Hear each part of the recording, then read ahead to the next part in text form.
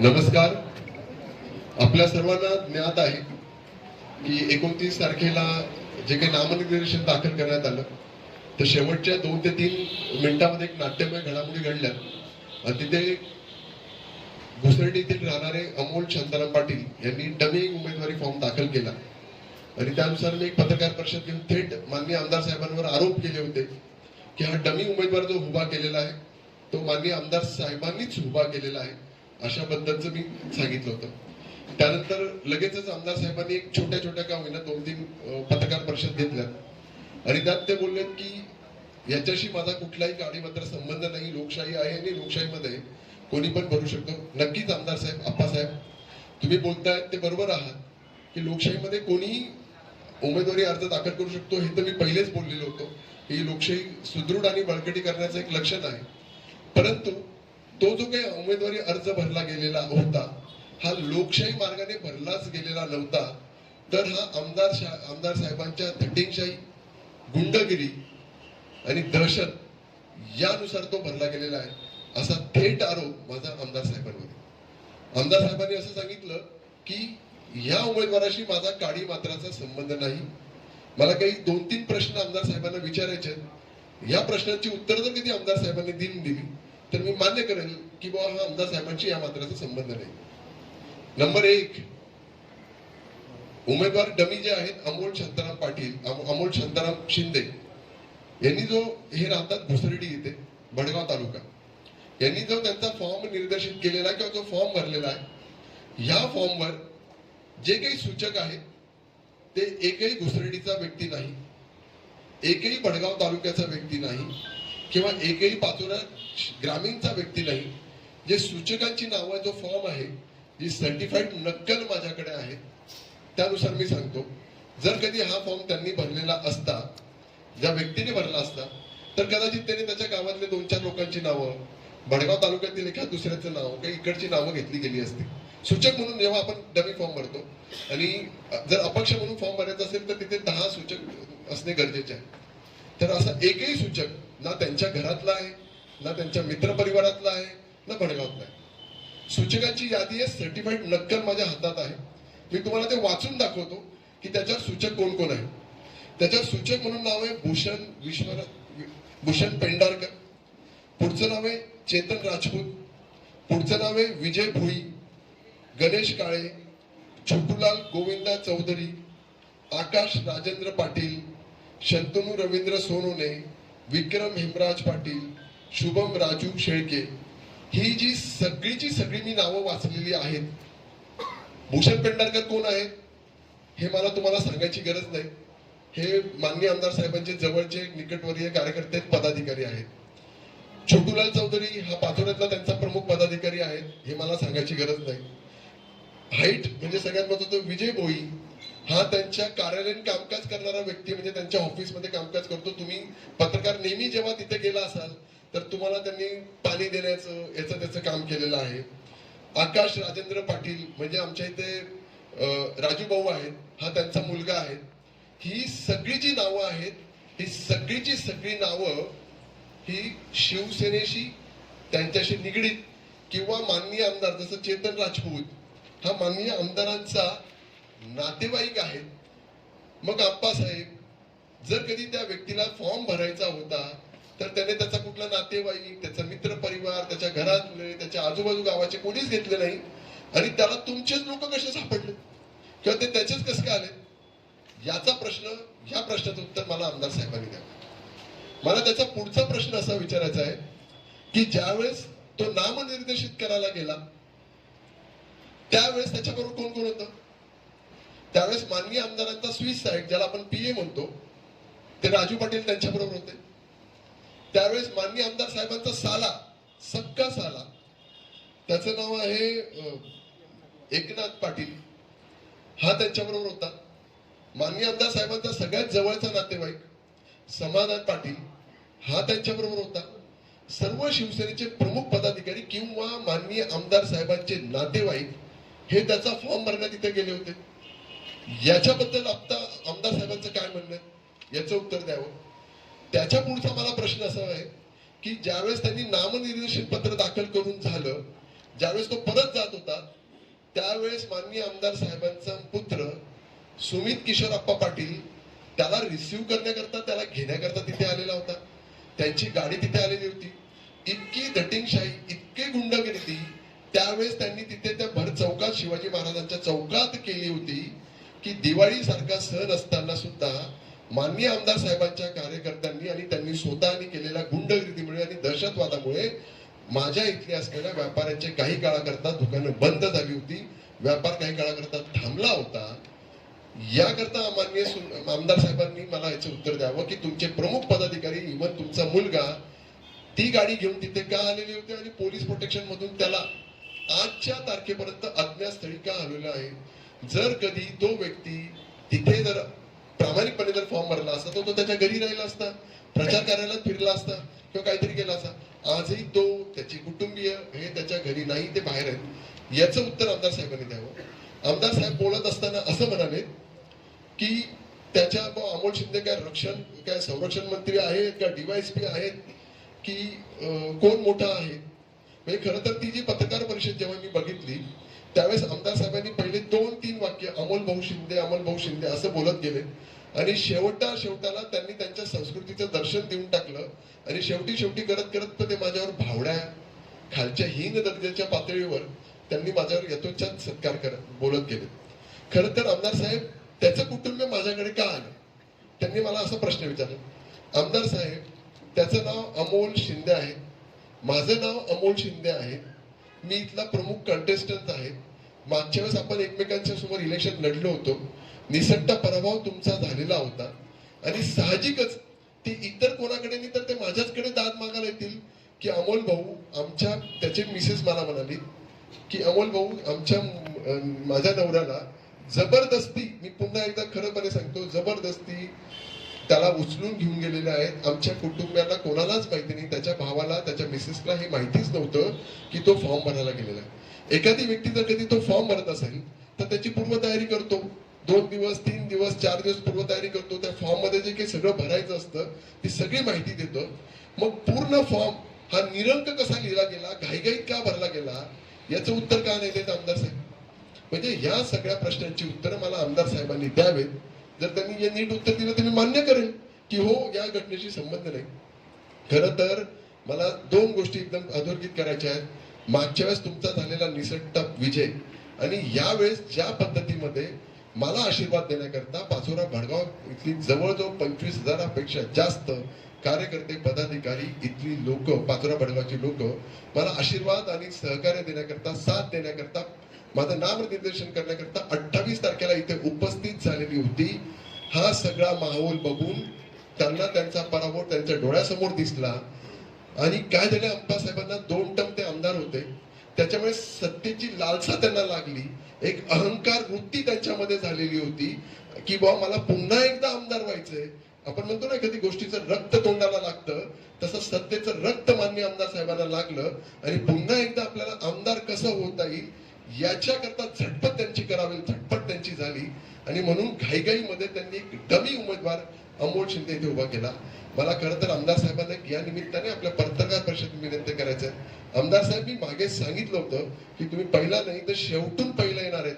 त्याच्या पुढे मी तुम्हाला सांगतो की ही जी घटनाक्रम घडली ना त्याच्यामुळे कदाचित अप्पासाहेब तुमचं डिपॉझिट सुद्धा जमा होऊन जाईल.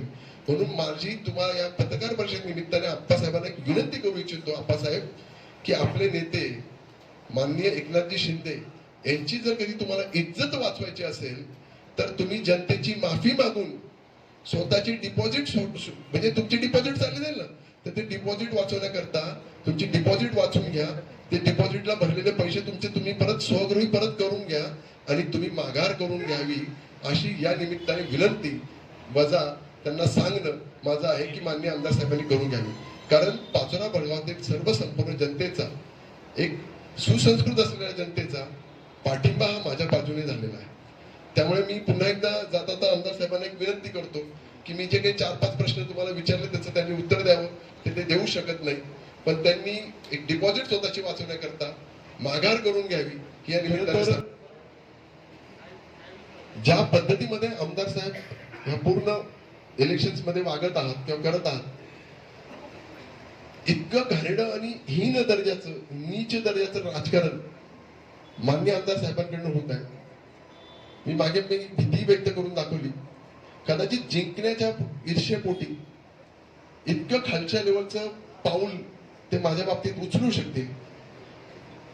माझ्या जीवाला बरं वाईट का करता येईना, किंवा एकदम खालच्या आणि हीन दर्जाचे वैयक्तिक स्वरूपाचे आरोप सुद्धा ते माझ्यावर करू शकतील, अशी सुद्धा शंका मला या निमित्ताने वाटते. खरं तर आमदार साहेब, मी तुम्हाला सांगू इच्छितो की खरंच तुम्ही जर मर्द असाल ना, तर मर्दासारखं ह्यावेळेस इलेक्शन करून घ्या. दूध का दूध आणि पाणी का पाणी केल्याशिवाय मी राहणार नाही. मागच्या वेळेस मी तुम्हाला 2 चॅलेंज दिलेले होते, पण तुम्ही मर्दांगी दाखवली नाही. मी तुम्हाला म्हणतो होतं तुम्ही आणि मी अपक्ष लढून घ्या. मी तुम्हाला म्हणतो होतं की मैत्रीपूर्ण लढत लढून घ्या. ह्या दोघंही तुम्ही केल्या नाही. पण असो, तुम्ही युतीकडनं लढत आहात, मी अपक्ष लढत आहात. जे काही लढत आहात ते स्पोर्ट्समनशिपने तुम्ही इलेक्शन करा, असं मला तुम्हाला या निमित्ताने विनंती करतो. 6 वाजेपर्यंत ही त्याची पेन ड्राईव्ह आहे. ही पेन ड्राईव्ह मी शासनाकडनं मिळवलेली आहे. मी शासनाकडनं म्हणजे ही मला प्रांत ऑफिसने मला ही दिलेली आहे. त्या दरम्यान प्रांत ऑफिसमध्ये कोण कोण आलं, कोण कोण गेलं, कोण कोण नाही, याचे सगळे पुरावे माझ्यापर्यंत आहेत. दुसरं, ही सर्टिफाईड नक्कल माझ्याकडे आहे. या नक्कलमध्ये कोण कोण सूचक आहेत जे मी तुम्हाला वाचून दाखवलं. याच्यामध्ये जो फॉर्म भरलेला आहे, ह्या फॉर्म भरण्यामध्ये पूर्ण निरंक जे काही लिहिलेलं आहे, त्याचा आधार कार्ड, पॅन कार्ड सगळं त्याच्यामध्ये आहे. या सगळ्या दोघही गोष्टी माझ्याकडे पुरावा म्हणून माझ्याकडे आहे. ह्या सगळ्या गोष्टी, हा जो पेन ड्राईव्ह आहे याच्यामध्ये त्यांचा स्विस सहाय्यक राजू पाटील आतमध्ये येताना दिसतो. त्यांचा शालक तो ते मध्ये आतमध्ये येताना समाधान मध्ये येताना दिसतो. त्याच्यानंतर त्यांच्या शालकाचं नाव काय, तुकाराम पाटील हा दिसताना दिसतो. या सगळ्या गोष्टीचे पुरावे शासनाने दिलेली आहे. ही मी काही कुठं इकडनं तिकडनं मिळवलेली नाही. ही मला शासनाने दिलेली पेनड्राईव्ह, ही सर्टिफाईड पेनड्राईव्ह आहे.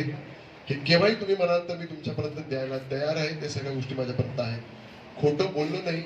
खोटं फक्त आणि फक्त पूर्ण 10 वर्ष माननीय आमदार साहेबांनी खोटं बोललं आणि जनतेची दिशाभूल केली आणि विकास स्वतःचा करून घेतला. अशा पद्धतीचं काम त्यांनी इथे केलं. पत्रकार परिषद घेतली होती दिवाळीच्या निमित्ताने. आपल्या सर्व पत्रकारांना इथे त्यांनी बोलवलेलं होतं आणि मला माहिती नाही काही कारण नसताना त्यांनी पूर्ण पत्रकार परिषदेमध्ये सुरुवात असताना शेतकरी हा विषय त्यांनी घेतला आणि त्यांनी बोलताना असं सांगितलं की मला वाईट वाटतं की माननीय अमोल भाऊ शिंदे यांनी शेतकऱ्यांकरता काहीच केलं नाही. खरं तर ताई, तुमचा अभ्यास खूप कमी आहात, राजकारणाची तुम्हाला ज्ञान खूप कमी आहात. तुम्ही माझ्या आदरस्थानी आहात. मी नेहमी तुम्हाला आदरानेच आतापर्यंत बोललेलो आहोत. पण एक छोटंसं त्यांनी माझ्याबद्दलचा पूर्व इतिहास जर कधी माझ्या राजकारणात आणि समाजकारणाचा जर बघितला असता तर ताई असं बोलले नव्हते. ताई, आठवण म्हणून सांगतो, 2019 साली ज्यावेळेस मी इलेक्शन हरलो तर त्याच्या 15 दिवसामध्ये मी शेतकऱ्यांकरता एक आसूड मोर्चा काढलेला होता. त्याला तुम्ही सगळेच शेतकरी बांधव तिथे उपस्थित होते आणि शेतकऱ्यांच्या प्रश्नांकरता तो विषय होता. ताई, तुम्हाला दुसरा आठवण करून देतो की ट्रान्सफॉर्मर संदर्भात ज्यावेळेस शेतकऱ्यांना मागच्या 2-3 वर्षापूर्वी ट्रान्सफॉर्मर जेव्हा नादुरुस्त होऊन मिळत नव्हते, 1-2 महिने मिळत नव्हते, त्याच्याकरता एकदा नाही, दोनदा, तीनदा आम्ही म्हणजे जळगावला पण मोर्चा काढला आणि पाचोऱ्यामध्ये सुद्धा मोर्चा काढला, धरणे आंदोलन केलं होतं आणि मी प्राऊडपणे सांगू शकतो, गर्वाने सांगू शकतो की तोही प्रश्न सोडवण्याचं काम अमोल शिंदे या शेतकरी पुत्राने केलेलं होतं. कालच्या कापसाच्या संदर्भात असेल, पीक विम्याच्या संदर्भात असेल, जे काही पाचोरा भडगाव पाचोऱ्यातील 46,000 शेतकऱ्यांना 95 कोटी आणि भडगाव तालुक्यातील 23,000 शेतकऱ्यांना 15 कोटी रुपये जे पीक विम्याचे पैसे मिळाले, त्याचंही सर्व श्रेय घेत नाही म्हणत, त्याच्याकरता प्रयत्न सुद्धा अमोल शिंदे यांनीच केलेलं होतं. पाचोरा तालुक्यातील सर्व शेतकऱ्यांना चांगले समाधानकारक पैसे मिळण्याचा प्रयत्न केला, पण भडगाव तालुक्यातील शेतकऱ्यांना चांगले समाधानकारक पैसे मिळाले नाही. तर त्याच्याकरता पुन्हा एकदा कलेक्टर ऑफिस, कृषी अधिकाऱ्यांशी संवाद साधून पुन्हा एकदा काही त्याचे अवलोकन करता येतील का, त्यांना चांगले पैसे कसे मिळतील याच्याकरता प्रयत्न केला. मागच्या वेळेस पाऊस कमी पडला म्हणून पाचोरा तालुका दुष्काळग्रस्त म्हणून करण्याकरता घोषित करण्याकरता मी प्रयत्न केला. शेतकऱ्यांच्या दुधाला प्रश्न जेव्हा कोविड झालेला होता तेव्हा 5 रुपयाने शेतकऱ्यांचे दुधाचे भाव उतरले होते, त्यावेळेस सुद्धा प्रयत्न अमोल शिंदेंनीच केला. असे मी अनंत उदाहरणं देऊ शकतो की ज्या करता अमोल शिंदे हा सदैव शेतकऱ्यांकरता फिरत होता, त्यांच्या बांधापर्यंत पोहोचत होता. मला वाईट असं वाटतं की ताई तुमची जी कंपनी आहे ती शेतकऱ्याच्या रिलेटेड आहे. तुम्ही एक असं उदाहरण दाखवून द्या की ज्या उदाहरणामुळे की तुम्ही तुमचा स्वार्थ ज्या निमित्ताने कंपनीला 2 पैसे मिळतील हे जर तुम्ही केलं असं एक उदाहरण तुम्ही असं दाखवून द्या की तुम्ही शेतकऱ्यांकरता निस्वार्थप्रमाणे तुम्ही शेतकऱ्यांच्या बांधापर्यंत गेला. तुम्ही राजकारणात स्वतःच्या स्वार्थाकरता घाईघाईमध्ये आलात. आपले वडील मागील 10 वर्ष इथे आमदार होता. आमदारकी पडल्यानंतर माननीय आरोग्य साहेब कैलासवासी आरोग्य साहेब आमदारकी पडल्यानंतर तुम्ही राजकारणातून तुम्ही आणि तुमचं कुटुंब इमिजिएट डिलीट होऊन गेलं. तुम्हाला ह्या मतदारसंघाशी काही घेणं देणं नाही. फक्त आपला स्वार्थ, आपली कंपनी करोडोंनी पैसे कमवायचे, 1 रुपयामध्ये सीट्स जमा करायचे आणि हजारो रुपयामध्ये ते विकायचे. अशा पद्धतीमध्ये तुम्ही तुमचा व्यवसाय केला आणि करोडो रुपये तुम्ही कमवलेत. पण शेतकऱ्याकरता देण्याकरता तुम्ही असं उदाहरण दाखवा की तुम्ही शेतकरी प्रदर्शन घेतलं, कृषी प्रदर्शन घेतलं, त्या माध्यमातून तुम्ही शेतकऱ्यांपर्यंत पोहोचले. तुम्ही असं काय गोष्टी केली ज्याच्यामध्ये तुम्ही तुमचं मार्केटिंग न करता केलं. CSR फंड तुम्हाला मिळतो, त्या CSR फंड मधून तुम्ही शेतकऱ्यांपर्यंत पाचोरा बळगाव शेतकऱ्यांपर्यंत काही करण्याचा प्रयत्न केला. कोविडचा प्रसंग इतका विदारक होता त्यावेळेस ताई आपण साहेब तुम्ही कुठे होता. असे मी तुम्हाला अनंत उदाहरण देऊ शकतो. खरं तर मी ताईबद्दल बोलणारच होतो, त्या वेगळ्या आदरस्थानी आहे. इलेक्शन मध्ये त्या बऱ्यापैकी मागे आहेत, त्यांचा मी याच्यात हेही पकडत नाही. पण ताईंनी माझ्यावर बोललं म्हणून एक फक्त हे केलं. ताई जर तुम्ही म्हणाल तर मी इतके पुरावे तुमच्या कंपनी आणि तुमच्याबद्दल देऊ शकतो की तुम्हाला पाचोरा भडगाव जनतेशी थोडं सुद्धा भावनिक नातं नाही इथपर्यंत तुमचं आहे. जर तुमचं भावनिक नातं असतं तर आरोग्य साहेब कैलासवासी आरोग्य साहेब जर पडले असते तर त्या क्षणाला आपलं कुटुंब आणि निर्मल सीड्स यांनी डायरेक्ट इथल्या जनतेशी नातं तोडून टाकलं. आणि ज्या पद्धतीमध्ये ज्या लोकांनी तुम्हाला 10-10 वर्ष प्रेम दिलं, एकदा का तुम्ही थोडाफार चुकला असाल म्हणून तुम्हाला नाकारलं असेल. आता मला मागच्या वेळेस मला नाकारलं ना लोकांनी, म्हणून का मी जनतेशी नातं तोडलं. उलट मी कुठेतरी कमी पडलो, माझे ध्येय धोरण लोकांपर्यंत पोहोचवायला कमी पडलो, काहीतरी मी कुठेतरी माझ्यामध्ये कमी राहिली. ते कमी दूर करून मी अजून चांगल्या पद्धतीत दृढ नातं माझ्या पाचोरा भडगावकरांची करण्याचा प्रयत्न केला आणि अविरतपणे अजून 5 वर्ष काम करत राहिलो. तुम्ही मात्र तुमच्या स्वार्थाकरता आज तुम्हाला तिकडे तिकीट मिळतं म्हणून तुम्ही तिकडे चालला गेलात. अन्यथा ताई मागील 5-10 वर्ष तुम्ही कुठेही राजकारणात समाजकारणामध्ये निर्मल सीट्स किंवा तुम्ही तुमचं कुटुंब मला दिसलेलं नाही. पण असो, तुम्ही ह्या पद्धतीत माझा जरा नीटचा अभ्यास जर केला असता ताई तर तुम्हाला खरंच कळालं असतं अमोल शिंदे शेतकरी पुत्र आहे की नाही. तुम्ही फक्त आणि फक्त प्रोफेशनल आणि कॉर्पोरेट लेवलला काम करता. तुम्ही जे काही निर्मल काम केलं असेल शेतकऱ्यांकरता तर मागे निर्मल सीड्सच बॅनर लावलं असेल, स्वतःची मार्केटिंग तुम्ही तिथे केलेली आहे. अदरवाईज दुसरं काहीच केलं नाही. राशी सीड बद्दल बोलायला लागलं तर खूप वाईट पद्धतीत आपण सगळं येऊ शकतो.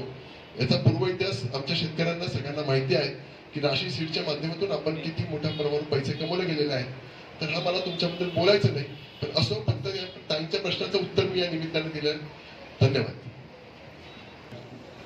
अमोल भाऊ, प्रशासनाकडून जो उमेदवार आहे घुसरडीचा अमोल शिंदे, या अमोल शिंदेनी जो फॉर्म भरला होता त्यावेळेचा एक घड्याळ लावून एक चित्र प्रदर्शित करण्यात येत आहे. आम्ही तिथे तेव्हा हजर होतो. 2:57 त्याची एंट्री झाली आणि 2:59 9 सेकंदचा त्याचा फॉर्म एक्सेप्ट झालेला आहे. आणि फक्त याच उमेदवाराबाबतीत आणि वैशालीताई ज्या नांद्र्याच्या आहेत त्यांच्या बाबतीत घड्याळ लावून हे चित्र प्रदर्शित केले जात आहेत. आपल्याला काय वाटतं, प्रशासन हे जाणीवपूर्वक करते का? नक्कीच. बघा, ही जी घटनाक्रम झाली, जे नाट्यगृह घटनाक्रम घडलेला आहे याच्यावर प्रशासनावर प्रचंड मोठ्या प्रमाणात दबाव होता आणि ह्या दबावापोटीच हा सगळा फॉर्म ऍक्सेप्ट झालेला आहे. अन्यथा त्यांच्याकडे फॉर्म पण नव्हता. जे मी मागच्या माझ्या पत्रकार परिषदेत सांगितलं, आम्हाला अशी शंका आहे की घाईघाईमध्ये कोरा फॉर्म आतमध्ये घेऊन गेला जातो, आतमध्ये एंट्री केली जाते आणि तो आतमध्येच बसून भरला जातो की काय. कारण फॉर्म भरून बाहेर यायला जास्तीत जास्त 15 मिनिटं लागतात नामनिर्देशित करायचं. तर तुम्हाला 3 तास आतमध्ये काय करावं लागलं याच्याबद्दलचं मला काही कळालं, लक्षातच आलं नाही की तुम्ही आतमध्ये गेला आणि 3 तास तुम्ही फॉर्म भरून बाहेर मिळाले. तर 100% प्रशासनावर खूप मोठा दबाव होता. एक छोटीशी घटनाक्रम सांगतो की याबद्दलचं आम्ही दाद मागेली होती. लगेच दुसऱ्या दिवशी फॉर्मची छाननी होती आणि आम्ही वकिलांमार्फत तिथे केलेलं होतं. 2 वेळेस आर्ग्युमेंट झाला. रात्री 1 वाजता त्याचा फॉर्म वैध ठरवला गेला. इतका वेळ घटनाक्रम का चालला आणि एवढा वेळ का लागला हे प्रशासनाचं उत्तर हे प्रशासनाला देऊ शकतं. याच्याबद्दल मी काही जास्त बोलू शकत नाही. धन्यवाद. मी कोर्टामध्ये गेलेलो आहोत. मी कोर्टामध्ये दाद मागत आहे. तो उमेदवार का येणार नाही इथे. आणि तिसरा मुद्दा असा आहे की ती जी उमेदवारी आहे ती माघारी होणार आहे. पहिला यांनी प्रश्न सांगितला की बाबा ती फॅमिली माझ्यापर्यंत आली. नक्कीच माझ्याकडे ते सीसीटीव्ही आहे त्या पूर्ण याच्यामध्ये. ते सीसीटीव्हीचे पण फुटेज आहे. ती फॅमिली स्वतःहून चालत माझ्यापर्यंत आली. मी त्यांच्यापर्यंत गेलेलो नाही. मी त्यांना ओळखत पण नव्हतो. मला माहिती पण नाही. ते स्वतःहून माझ्यापर्यंत त्यांच्या व्हेकल इथपर्यंत पोहोचले आणि ते माझ्यापर्यंत आले. नंबर 1. नंबर 2, त्यांची माघार होणार का नाही मोगार, जसं मी माझ्या पत्रकार परिषद सांगितले, आजच्या तारखेला त्याची मिसेस ते त्या गावामध्ये उपलब्ध नाही आहेत. हे जे मला जे माहिती पडतं त्यानुसार ते इथे नाही आहेत. आणि त्यांच्यावर इतक्या मोठ्या प्रमाणात आमिष, दबाव, दडपशाही, गुंडगिरी झालेली आहे. त्याच्यामुळे दादा त्यांचं माघारी होईल असं मला वाटत नाही. आणि आप्पासाहेब लोक एवढी जनता खुळी आहे का हो की अमोल शिंदे नावाचा डमी उमेदवार उभा का केला गेला जातो शकतो हे इतकं त्यांना समजत नाही का. म्हणजे तो स्वतः येईल आणि म्हणेल मी अमोल शिंदे मला, म्हणजे त्याचे राजकीय सामाजिक कुठली पार्श्वभूमी नाही आहे आणि तो इथे येऊन अचानक येतो फॉर्म भरतो. त्याच्या मला वाटत नाही की त्याचा माघारी होईल. जर खरंच तुमच्या निमित्ताने मी तेच सांगतो की ते 100% मान्य आमदार साहेबांच्या ताब्यात आहे. त्याचं मर्द असतील तर त्यांनी तो माघारी घेऊन टाकावा आणि लढून घ्यावं. उलट बरं होऊन जाईल त्याचं. मला हे बघा, मला यांनी विचारलं की त्या दुसऱ्या अमोल शिंदेवर काही फरक पडेल का. 100% खरा अमोल शिंदे कोण आणि डमी अमोल शिंदे कोण ही जनता ओळखते. मला जनतेला सांगायची गरज नाही. उलट माननीय आमदार साहेबांनी या निमित्ताने माझा प्रचार प्रसारच करून टाकला. उलट जास्त लोकांपर्यंत मला पोहोचून दिलं. त्याच्याबद्दल मी माननीय आमदार साहेबांचे धन्यवाद देतो. आणि राहिला जनतेला सर्व माहिती आहे मित्रा की खरा अमोल शिंदे कोण आहे, सर्वसामान्यांच्या सुखदुःखामध्ये अडचणीमध्ये कोण येऊन थांबलेला आहे. तर त्याच्याबद्दल मला वाटत नाही थोडा सुद्धा फरक पडेल का.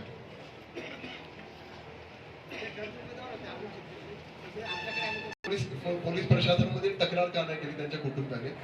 तर जेव्हा हे नाट्यक्रम घडलं आणि तिथून त्यांना घेऊन गेलं तर लगेचच त्यांच्या फॅमिलीशी माननीय आमदार साहेबांनी किंवा त्यांच्या पदाधिकाऱ्यांनी संपर्क केलेला होता. आणि मी जसं बोललो त्यांना मोठ्या प्रमाणात आमिष दिलं गेलेलं असेल, भीतीचं वातावरण, दडपशाही, गुंडगिरी म्हणून त्यांना घाबरवलं गेलेलं आहे. त्याच्यामुळे त्यांची आमदारांच्या विरोधात जाण्याची हिंमत नाही, होणार नाही.